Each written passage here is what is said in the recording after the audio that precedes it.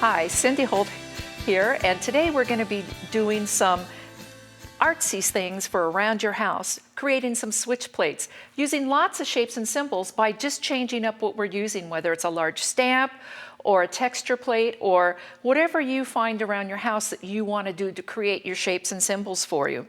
And as you can see over here, my switch plates, I've used large stamps and I use a combination of mica powders and acrylic paints to finish them, and you can change it to any color scheme you want by doing this. So let's get started.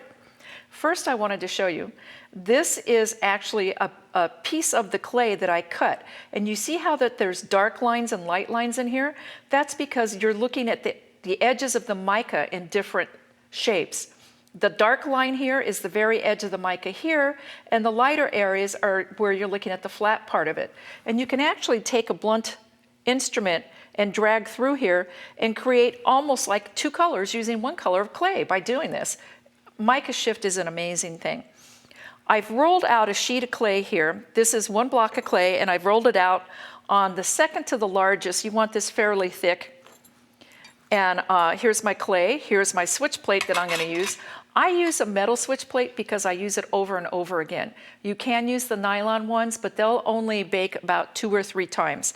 So I've got my beautiful sheet of clay here, and I've decided I'm going to use one of these plastic, these are actually children's rubbing plates, but they have great shapes on here that I love to use. First thing I'm going to do is lightly spray it with a little bit of water. The water will act as a mold release so the clay will come out. I put it face down on my clay, and I'm going to put it through the pasta machine right here, using the same setting that I rolled the clay through. And I have trimmed this sheet to just fit in my pasta machine.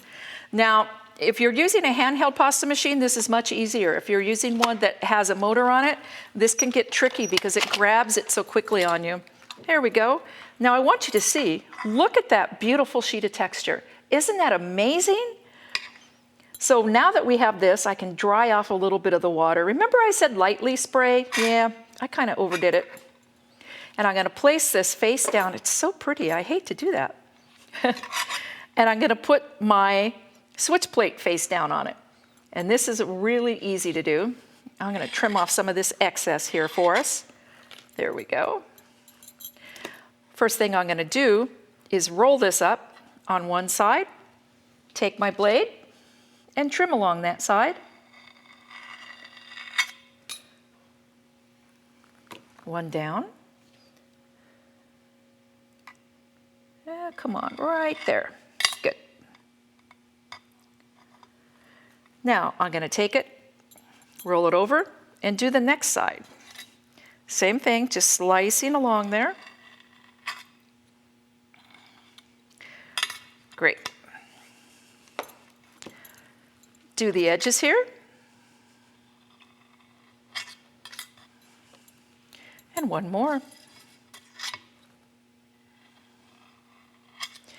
Now I know this is like Christmas presents. You know, you always have these little corners that you have to deal with.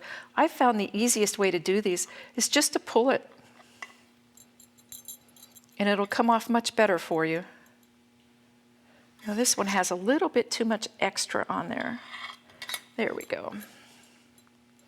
Okay, now we have to make sure and cut for our, whether we're doing a light switch plate or an electrical cover, we have to make sure that we take our craft knife and cut out that. Don't press hard because you don't want to damage your texture down there. And then we need to do the screw holes. And my trick for that is to take your pointy tool and make a hole first so that when we flip it over, hopefully we'll be able to see where our holes are. There we go. I can see my little hole right there. And I'm going to put this in, and I'm going to swing it out like this because I want to make sure that I have room for that screw head to go in. We don't want it sitting on the surface. We want it sitting flat in. And we'll do this side. Now, if I wanted to, this is ready to bake. But I want to do a little bit more on this. Let's bring out those patterns and textures in there just a little bit more. I'm going to use some mica powders on here. And you see how I hold these so that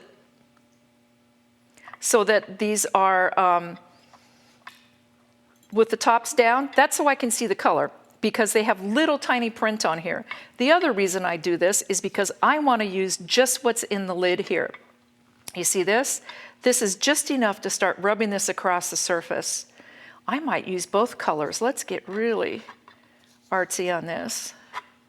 And you don't have to cover the entire surface if you don't want to. You can cover just part of it if you feel like it. I like to do this. I'll use up to 5 colors because I have 5 fingers that I can put on here. And you can see how this is really bringing out the shapes in this texture when I put these on. And if you're using something that has a meaningful symbol for you, this really helps highlight those things for you. Let's say we have enough on there now. This is ready to fire. So you would bake this in the oven according to your manufacturer's directions right on the switch plate. Then, once it's baked and cooled, you just literally pop it off and you're ready to go with your switch plate.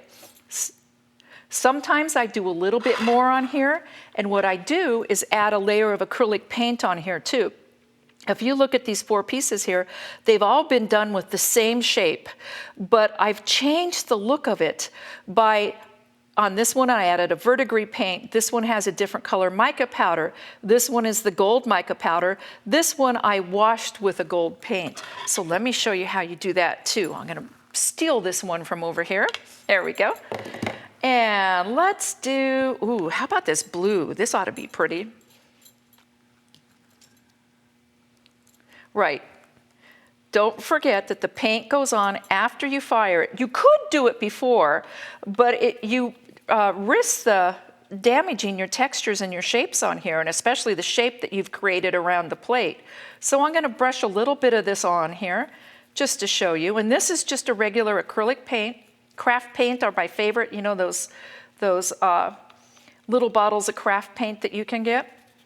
And I'm going to spread this on here. And I'm going to take a baby wipe and just wipe it across the top surface. Look at that. What a difference that makes by adding that on there. It's a whole different tone. It highlights up my shapes and my colors on here beautifully. I really love that blue copper combination on there. That's gorgeous. If I chose not to do that on here, I would need to somehow protect my mica powders on there a little bit. And of course, the acrylic paint is going to do that for me. So I wanted to show you a little tip that I have about adding a glaze to your work. This is just one of my glazing brushes, and I have a little bit of water here. I dip my brush into the water and the very tip of it into the glaze. If you can see that, it's just right there on the tip. Now when I lay this down and go along the edge, it's going to blend the water with that glaze in there and thin the glaze for me, so it makes it very easy, first of all, to spread. Second of all, you can't get brush strokes in it. You can't get fingerprints in it. And in these areas where you have a little bit too much, it's a lot easier to get it out when it's thin like that. And then you get this beautiful glaze that looks like you haven't added something gloppy on the surface. Once that dries, I take my screws and put it up on the wall, and I am ready to go with a brand new switch plate in my house. I have all my switch plates in my house custom done for the patterns and the shapes that I have in my house. There's checkerboard, and it's just a great way to use your patterns and shapes and your colors in your home using polymer clay.